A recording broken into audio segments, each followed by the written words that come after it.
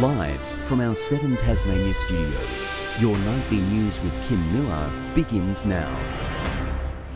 Good evening, everyone. Well, first tonight, there's hope South Australia could be turning the tide against its virus outbreak. Tasmania's restrictions will stay in place for now, but authorities could relax self-isolation rules for some visitors as early as tomorrow.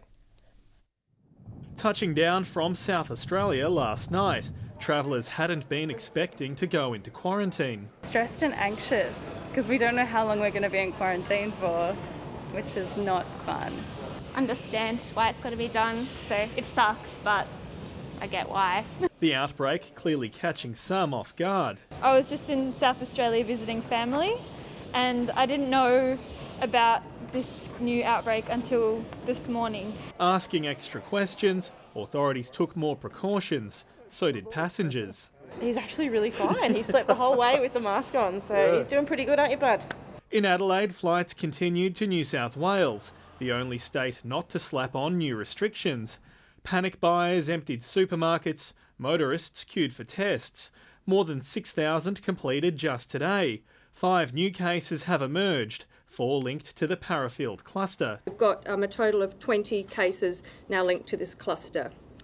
But in addition to that, we have another 14 people who we are suspecting may be cases. We are not out of the woods yet.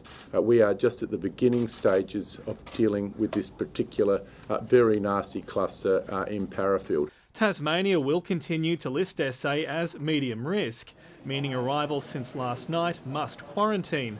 1,200 visitors who came before the outbreak but after November 7 have been asked to self-isolate. I am sorry for the disruption, but I'm certain that they understand the challenges that we are all dealing with here. That rule could change tomorrow. Health authorities here say the SA response has been swift. It's also fairly clear that they've got onto this quite early. So the cases that are part of this cluster have generally been identified quite quickly after the onset of their symptoms. Meanwhile, both the state and Commonwealth remain optimistic about the New Zealand travel bubble. I can see no reason why those flights can't commence. I can see no reason why that Tasmanian bubble can't involve the Apple Isle. Although when Hobart will see a Mercy flight from India remains up in the air. Sean McComish, 7 Tasmania News. Labor has revealed its plan to create 35,000 jobs to help Tasmania bounce back from the pandemic. Leader Rebecca White delivered her budget reply today, saying a Labor government would overhaul TAFE and provide 10 local jobs hubs in regional communities.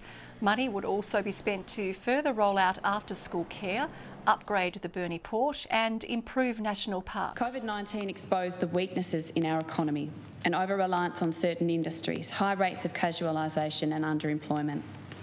We need to address these issues in recovery, or we will remain exposed to repeating the mistakes of the past. It comes after the government handed down its budget last Thursday, dedicating $5 billion to infrastructure projects. Operators of the Hobart Tip Shop are devastated but determined after fire tore through the site last night. Police have charged a youth with arson over the incident, which firefighters say could have been much worse. They pride themselves on reducing waste.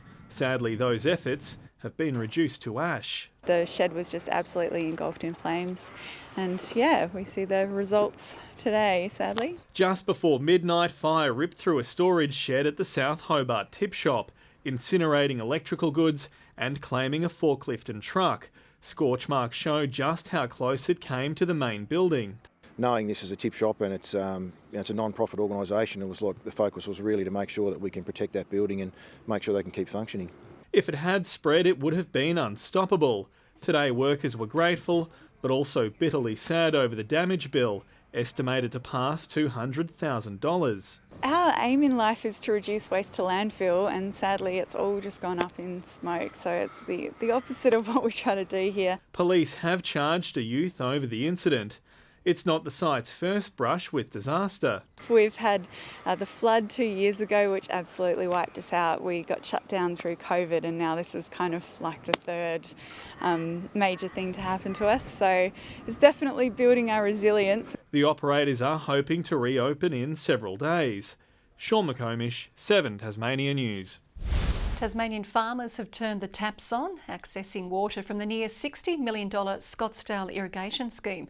Growers hope it will increase production and provide peace of mind.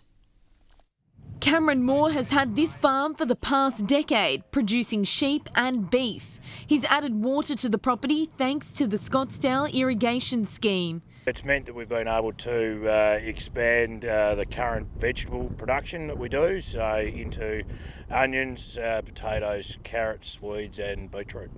Cameron hopes the farm's new water supply will increase yields and jobs. It's certainly going to increase some employment opportunities. It'll mean it will end up putting more throughput through the packing shed property, supplying predominantly the eastern seaboard markets of Australia.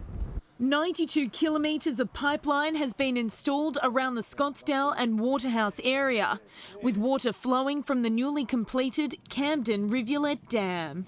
More than 100 farms have signed up to this irrigation scheme, and the owners say it'll take them years to use the water they've purchased. It's part of the federal and state government's plan to boost agriculture in the state. You do it by adding water. You do it by adding infrastructure. Here we've got both. It's a fantastic public-private partnership model that is really looking to generate a 50% increase in the agricultural production of this area. It's hoped more dams can be built in other parts of Tasmania and the irrigation scheme replicated. Elizabeth O'Neill, 7 Tasmania News. 3 large-scale companies will soon start exploring the future of hydrogen energy in Tasmania. Grange Resources will look at using hydrogen to process heat at its Port Latter facility, while Able Energy looks at exports. Origin and Fortescue Metals will both investigate a hydrogen and green ammonia production facility at Bell Bay. Hydrogen having a zero net emission is a very exciting opportunity for us to explore. It means that we can control our emissions across our value chain. And it's designed for production, for manufacture here in Tasmania by the mid-2020s, and to be a global manufacturer of renewable hydrogen by 2030. It's part of a $50 million project to turn Tasmania into Australia's renewable energy hub. Well, work is finally about to begin on a long-awaited upgrade to one of Tasmania's worst traffic bottlenecks. As part of the $350 million South-East traffic solution, preparations to overhaul the Midway Point roundabout will start before Christmas, before construction gets underway early next year. 76% of our residents work in Hobart, 56% of our students go to school in the Hobart region, so for all those people it'll make a huge difference to how they transport in and out of Hobart. The overall project is a 5-year project. We'll be doing it in stages because we can't tear up the entire fabric at once. Nobody will have anything to drive on, so it's being conducted in stages with careful traffic management throughout each. Motorists are asked to remain patient on the roads as the 5-year project kicks off. Free beer from one of the state's biggest breweries is on the way to help tourist-starved venues crippled by COVID-19. The James Bogue Brewery will donate $30,000 worth of beer kegs to more than 40 regional watering holes. Depending on a pint or a schooner, you'd be looking at approximately about 120 beers per keg. The opportunity is now for publicans around in regional areas of Tasmania that have done it tough for so long is to welcome back their local clientele and say thanks for your support through COVID. The Peak Hospitality Body is also reiterating calls for the government to ease venue restrictions. The second straight match, a disastrous batting collapse has stunted the Hobart Hurricanes in the WBBL. After the bowling cartel made early inroads, the strikers fought back, stealing the momentum for the remainder of the match. A day after her 16th birthday, the celebrations were continuing for Amy Smith. Well, great ball there from Amy Smith straight through Tali McGrath. The bowling attack chipping away at the strikers' top order, snagging 4 wickets in the first 10 overs. Oh, there's a big nick there. Beautifully bowled from Brooke Hepburn. When Nicola Carey cleaned up the dangerous Stefani Taylor, an upset looked on the cards. But that's where the purple high fives ended and the blue ones started, as Madeline Penner spearheaded a striker's resurgence, blasting 56 off 33 balls. Whoa. That's gone as well.